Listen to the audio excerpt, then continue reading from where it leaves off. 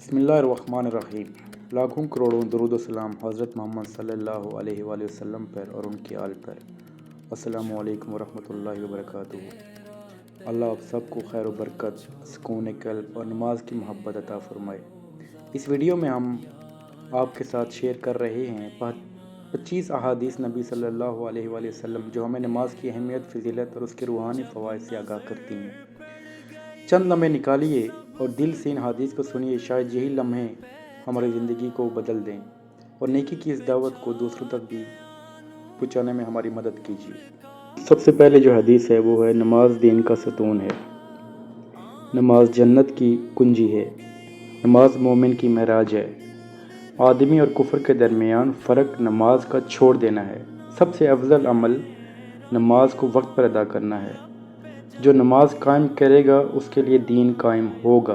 नमाज आंखों की ठंडक है, नमाज बुराई और बेहयाई से रोकती है। सबसे पहला हिसाब क़यामत के दिन नमाज का होगा।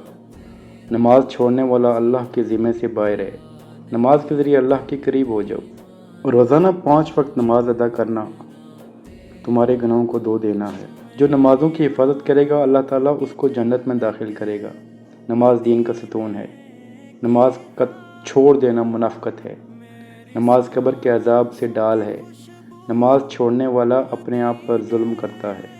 नमाज मोमिन का हथियार है। नमाज हर नेकी की जड़ है। 5 नमाज़ें गुनाहों को मिटा देती हैं। नमाज शैतान को दूर कर देती है। नमाज छोड़ने वाला हलाकत में है। नमाज को हल्का समझने वाले खसारे में है। नमाज ईमान की अलामत है। नमाज अल्लाह से मुलाकात की तैयारी है। अल्लाह ताला हमें नमाज का पाबंद बनाए और क़यामत के दिन नबी अकरम सल्लल्लाहु अलैहि वसल्लम की शफ़ाअत नसीब फरमाए। आमीन या रब्बल आलमीन। जज़ाकुमुल्लाह खैर। चैनल को सब्सक्राइब करें और नेकी की इस दावत को आम करें।